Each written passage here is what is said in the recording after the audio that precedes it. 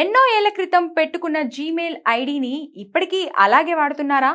పేర్లు మారిపోయాయి, అవసరాలు మారిపోయాయి. కానీ జీమెయిల్ మాత్రం అదే ఉందా? ఇప్పటి వరకు ఒకసారి ఐడి క్రియేట్ చేస్తే దాన్ని మార్చే అవకాశం ఉండేది కాదు.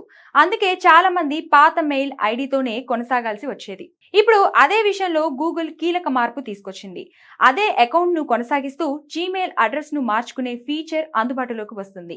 అంటే పాత మెయిల్స్ డేటా ఏవి పోకుండా కొత్త ఐడికి మారే అవకాశం. ఇదే విషయాన్ని గూగుల్ సీఈఓ సుందర్ పిచ్చై అధికారికంగా ప్రకటించారు. ఇంతకీ ఇది ఎలా పనిచేస్తుంది? ఏ లిమిట్స్ ఉన్నాయి? ఈ ఫీచర్ ను ఉపయోగించాలంటే మీ గూగుల్ అకౌంట్ సెట్టింగ్స్ లోకి వెళ్ళాలి. అక్కడ కొత్తగా కావాలనుకున్న జీమెయిల్ పేరును సెలెక్ట్ చేసుకునే ఆప్షన్ ఉంటుంది. అందుబాటులో ఉన్న పేర్లలో మీకు నచ్చిన దాన్ని ఎంచుకొని మార్చుకోవచ్చు. ఒకసారి మార్చిన తర్వాత మీ పాత జీమెయిల్ ఐడి పూర్తిగా మాయమవ్వదు.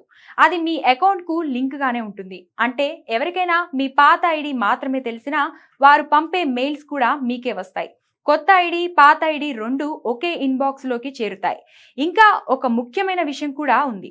మీరు వదిలేసిన పాత జీమెయిల్ ఐడిని మరెవ్వరు తీసుకోలేరు. అది మీ అకౌంట్కే రిజర్వ్ గా ఉంటుంది. అంటే మీ పాత గుర్తింపును కూడా మీరు కోల్పోరు. అయితే ఈ ఫీచర్ కు కొన్ని పరిమితులు ఉన్నాయి. జీమెయిల్ అడ్రస్ ను తరచుగా మార్చే అవకాశం ఉండదు. ఒకసారి మార్చిన తర్వాత మళ్ళీ మార్చాలంటే కనీసం 1 సంవత్సరం వెయిట్ చేయాలి. మొత్తం జీవిత కాలంలో కూడా పరిమితి సంఖ్యలో మాత్రమే మార్పులు చేసుకునే అవకాశం ఉంటుంది. ఇది ప్రధానంగా వ్యక్తిగత అకౌంట్లకు అందుబాటులోకి వస్తుంది. ఆఫీస్ ద్వారా నిర్వహించే అకౌంట్లకు ఈ మార్పు చేయాలంటే అడ్మినిస్ట్రేట్ అనుమతి అవసరం ఉంటుంది. ఇక గూగుల్ మరో కొత్త మార్పును కూడా తీసుకొస్తుంది. జీమెయిల్లో ఆర్టిఫిషియల్ ఇంటెలిజెన్స్ ఆధారిత ఫీచర్లు పెరుగుతున్నాయి.